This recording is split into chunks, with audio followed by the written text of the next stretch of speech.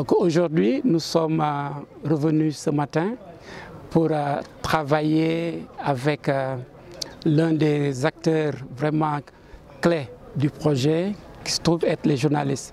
Je dois revenir sur l'objectif du projet RECAF-Jeux, qui est de renforcer les capacités des jeunes filles, autonomiser les jeunes filles à travers la pratique du sport.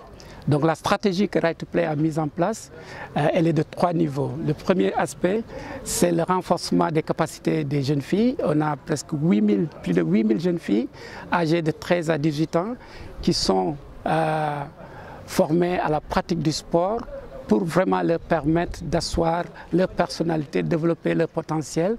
Le deuxième aspect sur lequel, en termes de stratégie, le projet se repose pour vraiment autonomiser les filles, c'est vraiment l'engagement communautaire et comment prendre les jeunes garçons comme des partenaires. On a des approches comme la masculinité positive et avec les leaders communautaires, avec l'ensemble des acteurs, un écosystème d'acteurs à la base qui nous permettent vraiment d'avoir cette acceptation et cet accompagnement des communautés pour en fait vulgariser la pratique du sport chez les filles au niveau des 2 régions. Et enfin, et c'est là où c'est intéressant pour revenir au thème de ce jour, on a le 3e volet qui est le volet institutionnel, comment renforcer le plaidoyer pour une meilleure implication des institutions. Et sous ce rapport, la presse est vraiment un acteur stratégique de taille. Et nous avons, dans le cadre de la mise en œuvre du projet, depuis le début, formé quelque chose comme plus de 250 acteurs des médias. Et quand on dit acteurs des médias, caméramans, on a les ingénieurs de son, on a des journalistes. Et dans la pratique carrément de la vulgarisation, on a plus de 50 journalistes, dont la majorité de femmes, qui vont nous aider dans la couverture positive de la pratique du sport, pour que vraiment, quand les jeunes filles vont voir les reportages des équipes seniors, dans les 3 disciplines qui sont dans le projet, que sont le basket, le football et la lutte, elles puissent avoir vraiment ce réflexe pour se projeter dans la pratique sportive. Et l'autre élément qui est quand même non négligeable, c'est comment aujourd'hui avoir l'appui des acteurs de la presse pour vraiment activer ce levier qu'est le sport comme facteur de développement. Ziguinchor est la 2e, je dois dire, elle a l'une des plus grandes régions pourvoyeuses de sportifs.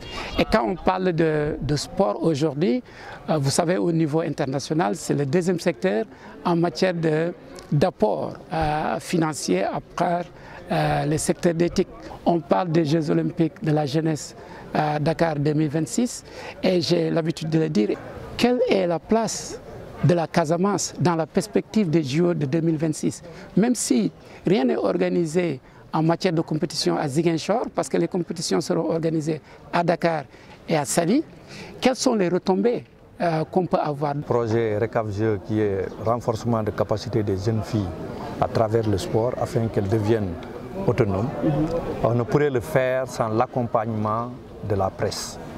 Parce que pour que la communauté, c'est-à-dire les premières dispensatrices de soins qui sont les parents, pour que les décideurs, qui sont les autorités administratives, territoriales, sportives, puissent s'approprier du projet, il faut quand même que les journalistes puissent nous aider à communiquer les bonnes pratiques du projet, les cas de succès du projet, ce qui fera que les mamans ou les parents qui avaient peur de pouvoir laisser leurs filles ou leurs garçons pratiquer le sport sauront qu'aujourd'hui, quand même, le sport, en quelque sorte, est devenu un facteur de développement, mais un facteur de cohésion sociale. Je pense qu'au sortir d'ici, on va quand même, avec la presse, élaborer des plans de communication.